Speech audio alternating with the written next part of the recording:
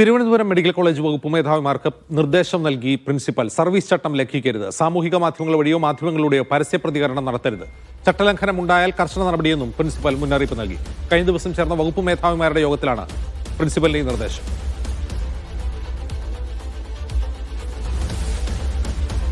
വിവരങ്ങൾ ഷിജോ കുര്യൻ നൽകും. തിരുവനന്തപുരത്ത് ഷിജോ, കൂടുതൽ പ്രതികരണങ്ങൾ ആരോഗ്യവകുപ്പിലെ ഏതെങ്കിലും തരത്തിലുള്ള വീഴ്ചകളെ കുറിച്ച് പുറത്തു വരരുത് എന്നുള്ളതാണോ ഈ നിർദ്ദേശത്തിന് പിന്നിൽ?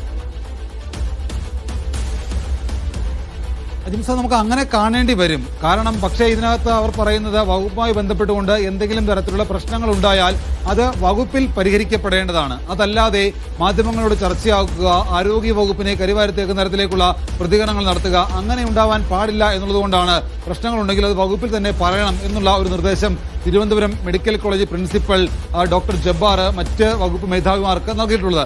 ഇതിന് അടിസ്ഥാനമായിട്ടുള്ള കാര്യം എന്ന് പറയുന്നത്, നമുക്കറിയാം തിരുവനന്തപുരം മെഡിക്കൽ കോളേജിലെ തന്നെ യൂറോളജി വിഭാഗം മേധാവിയായിരുന്ന ഡോക്ടർ ഹാരിസ് തിരക്കൽ സമൂഹ മാധ്യമങ്ങളിലൂടെ ഒരു ഉപകരണമില്ലാതെ ശസ്ത്രക്രിയ മുടങ്ങി എന്നുള്ള തുറന്നു പറച്ചിൽ നടത്തുന്നു. അതിന് പിന്നാലെ മാധ്യമങ്ങൾക്ക് മുമ്പിൽ വന്നു നിന്നുകൊണ്ട് അദ്ദേഹം കുറെ കാര്യങ്ങൾ വെളിപ്പെടുത്തുന്നു.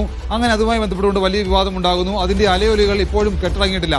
അതിനിടയിലാണ് അവയവദാനവുമായി ബന്ധപ്പെട്ടുകൊണ്ട് പ്രവർത്തിക്കുന്ന കേസ് ഓട്ടോയ്ക്കെതിരെ ഗുരുതരമായിട്ടുള്ള ആരോപണവുമായിട്ട് നെഫ്രോളജി വിഭാഗം മേധാവി ഡോക്ടർ മോഹൻദാസ് സമൂഹ മാധ്യമത്തിൽ ഇന്നലെ ഒരു കുറിപ്പ് എഴുതിയിട്ടത്. 2012 തുടങ്ങിയ മൃതസഞ്ജീവിനി പദ്ധതി, നമുക്കറിയാം മൃതസഞ്ജീവിനി പദ്ധതിയിലൂടെ ഒരുപാട് ആളുകൾക്ക് അവരുടെ ജീവിതത്തിലേക്ക്, പുതിയ ജീവിതത്തിലേക്ക് മടങ്ങി വരാൻ കഴിഞ്ഞിട്ടുണ്ട്. അങ്ങനെ അവയവദാനം കാര്യമായിട്ട് ഒരു സമയത്ത് നടന്നിട്ടുണ്ട്. എന്നാൽ പിന്നീട് കേസ് ഓട്ടോ ഏജൻസി ആയതോടുകൂടി അവയവദാനം കാര്യമായിട്ട് നടക്കുന്നില്ല, കേസ് ഓട്ടോ പൂർണ്ണ പരാജയമാണ് എന്നുള്ള ഒരു വിമർശനമാണ് നെഫ്രോളജി വിഭാഗം മേധാവി ഡോക്ടർ മോഹൻദാസ് തന്റെ ഫേസ്ബുക്കിൽ എഴുതിയിട്ടത്. അപ്പോൾ ഇതിനെതിരെ അതുമായി ബന്ധപ്പെട്ടുകൊണ്ട് വലിയ വിവാദവും നമ്മളടക്കം വാർത്തയാക്കുകയും ചെയ്തതാണ്.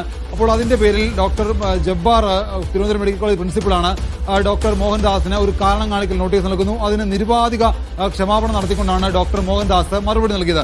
താൻ ഇനി ഇങ്ങനെ ഒരു കുറിപ്പ് സമൂഹ മാധ്യമത്തിൽ എഴുതിയിടില്ല.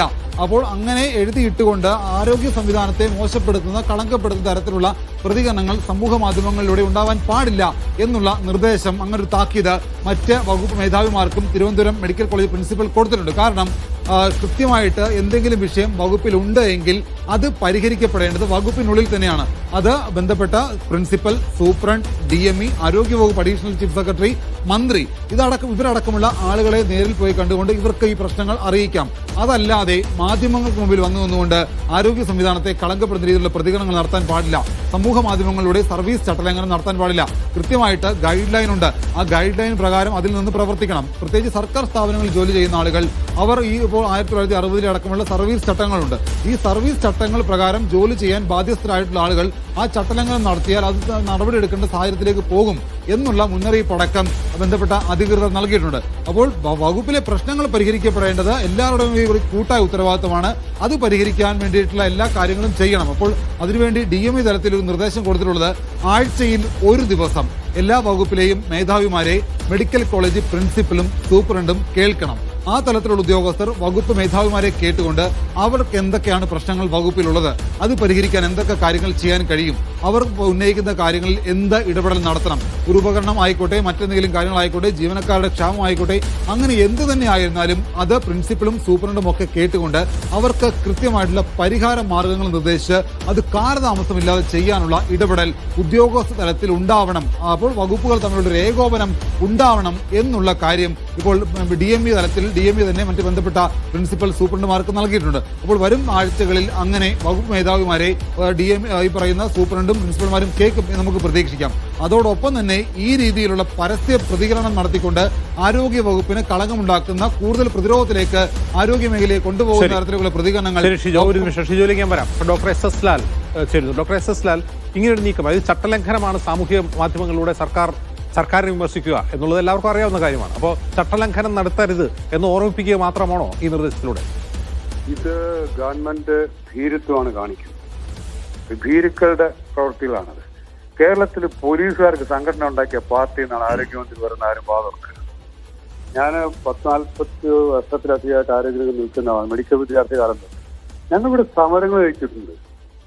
വിദ്യാർത്ഥികളായിരുന്ന ഞങ്ങൾ നയിച്ച സമരത്തിൽ മെഡിക്കൽ കോളേജ് പ്രിൻസിപ്പൽമാർ വോട്ട് കൊടുത്തുകൊണ്ട് ജാഥയ്ക്ക് വന്നിട്ടുണ്ട്. ഗവൺമെന്റ് വ്യത്യാസമില്ല, ഏത് പാർട്ടി ഭരിക്കുന്നൊന്നും പ്രശ്നമായിരുന്നില്ല. എന്ന് പറഞ്ഞാൽ ആരോഗ്യരംഗത്തെ വിഷയങ്ങൾ വരുമ്പോൾ പ്രതികരിക്കണം. പ്രതികരിക്കുമ്പോൾ സർക്കാരുകൾ തെറ്റുതിരുത്തില്ല. എല്ലാ സർക്കാരുകളും തിരുത്തി അവർക്ക് പറ്റിയ തെറ്റുകൾ. ആദ്യം പിടിവാശിയുടെ പുറത്ത്. അപ്പോ പ്രതികരിക്കാൻ ആരോഗ്യവകുപ്പിലെ ജീവനക്കാർക്ക് ഊച്ചുവിലങ്ങിടുക എന്ന് പറഞ്ഞാൽ സർക്കാരിന്റെ ഭീരുത്വമാണ്. അത് നടക്കാൻ പോകുന്നില്ല, കേരളത്തിൽ നടക്കില്ല. ഇതിനേക്കാൾ വലിയ ആരോഗ്യമന്ത്രിമാരും മുഖ്യമന്ത്രിമാരെയൊക്കെ കേരളം കണ്ടാണ്. ഇത് ഭയമാണ് എന്ന് പറഞ്ഞാൽ ബാക്കിയുള്ള സർക്കാരിന്റെ സമയത്ത് അവർ പ്രതിച്ഛായയ്ക്ക് മങ്ങലേൽക്കരുന്നതാണ്. അപ്പൊ ഇവിടുത്തെ മറുവശം എന്താണ്? ഈ നാട്ടിലെ ആരോഗ്യരംഗത്തെ ആൾക്കാർക്ക് അല്ലെങ്കിൽ രോഗികൾക്ക് എന്ത് സംഭവിച്ചോട്ടേണം? ഇതൊരു നാണക്കേടാണ്. ആലോചിച്ച് നോക്ക്. നമ്മളിവിടെ ജനങ്ങൾ പറയുന്നു അല്ലെങ്കിൽ ആരോഗ്യ പ്രവർത്തകർ പറയുന്നു സർക്കാരിനെ മറിച്ചിടാനല്ലോ. അവരുടെ പാർട്ടിയിലുണ്ടായിരുന്ന ആളാണ് പറഞ്ഞ് ഇവിടെ ഓപ്പറേഷൻ നടക്കുന്നില്ല. ഇത് പറഞ്ഞ ആർക്ക് വേണ്ടിയിട്ടാണ്? ഈ നാട്ടിൽ രോഗികൾക്ക് വേണ്ടിയിട്ടാണ്, പാവപ്പെട്ടവനാണ്. മെഡിക്കൽ കോളേജിൽ, സർക്കാർ മെഡിക്കൽ കോളേജിൽ വരുന്ന ഈ നാട്ടിൽ നിവൃത്തിയില്ലാത്ത പാവങ്ങളാണ്. അവിടെ നിന്ന് കയറി നോക്കിയാൽ അറിയാം. അവർക്ക് വേണ്ടിയാണ് സംസാരിച്ചത്. ശമ്പളക്കൂടുതലിനോ ഭാര്യയ്ക്കോ ഭർത്താവിനോ ട്രാൻസ്ഫറിനോ കുട്ടികൾക്ക് വേണ്ടിയല്ല സംസാരിച്ച ഡോക്ടർമാർ മന്ത്രിസഭ മറിച്ചത് രാഷ്ട്രീയം പറയുകയാണെങ്കിൽ അവർക്ക് പറയാം, പരസ്യ പ്രസ്ഥാനം പാടില്ല. കേരളത്തിലെ ജനങ്ങൾക്ക് വേണ്ടി ഡോക്ടർമാർ സംസാരിക്കാൻ പാടില്ല എന്ന് പറഞ്ഞു കഴിഞ്ഞാൽ അത് കൊടുങ്കാറ്റ് പോലെ സംസാരിക്കും ഞങ്ങൾ. ഡോക്ടർ എസ് എസ് ലാൽ, ഇതൊരു സർവീസ് ചട്ടലംഘനത്തിന്റെ നടപടിയാണ്. അതല്ലാതെ ഇതിൽ പൊതുജന താല്പര്യമോ പൊതുജനാരോഗ്യ താല്പര്യമോ ഒന്നും അല്ല പ്രശ്നം. ഒരു ചട്ടം ലംഘിക്കരുത് എന്നാ പറയുന്നത്. എന്റെ ചോദ്യം ഇതാണ്. വിസിൽ ബ്ലോവർമാർ എന്ന് നമ്മൾ പറയുന്നുണ്ടല്ലോ, ഇപ്പൊ ഗ്ലോബലി തന്നെ വിസിൽ ബ്ലോവർമാർ എന്ന് പറഞ്ഞാൽ ഒരു സംവിധാനത്തിലുള്ള പ്രശ്നങ്ങൾ അകത്ത് നിന്ന് വന്ന് തുറന്നു പറയുന്നവരെ കുറിച്ചാണ്. അതിനുള്ള പ്രൊട്ടക്ഷൻ എന്താണ് ഈ ഡോക്ടർമാർ? പ്രൊട്ടക്ഷൻ എന്ന് പറഞ്ഞാൽ ഞങ്ങളുടെ എന്താണ്, കേരളത്തിലെ മാധ്യമങ്ങളുടെ പിന്തുണ, കേരളത്തിലെ ജനങ്ങളുടെ പിന്തുണ സംഘടനാപരം. അത് അതിജീവിക്കും. ഒരു മന്ത്രി വിചാരിച്ചാൽ നടക്കാത്ത കാര്യമാണ്. രാഷ്ട്രീയ പ്രശ്നങ്ങൾ വരാൻ രാഷ്ട്രീയമായി സമരം ചെയ്യുമോ, അഭിപ്രായം പറയുമ്പോൾ തടഞ്ഞോ, അത് വേറെ കാര്യം. പക്ഷെ ജനങ്ങൾക്ക് വേണ്ടി സംസാരിക്കാൻ ഡോക്ടർമാരുടെ പിന്നെ ആരോട് പറയും? ഇവർക്ക് ഫേസ്ബുക്ക് പോസ്റ്റുകളല്ലേ തടയാൻ പറ്റുള്ളൂ, അല്ലെ ഫേസ്ബുക്കല്ലേ ലോക്ക് ചെയ്യാൻ പറ്റുള്ളൂ. ഞങ്ങളുടെ വാ മൂടാൻ പറ്റും മന്ത്രിത്വം വിചാരിച്ചാൽ? ഞങ്ങൾ ദിവസവും നൂറുകണക്കിന് രോഗികളോട് മനുഷ്യരോട് സംസാരിക്കുന്നവരാണ്. വീടുകളിലും കൺസൾട്ടന്റ് റൂമിൽ സംസാരിക്കുമെന്ന് പറയാൻ പറ്റും. ഭീരുത്വമാണ്. മന്ത്രി തന്റെ ഉള്ള മന്ത്രിനെ പറഞ്ഞ് നിങ്ങൾ പുറത്ത് പറയും.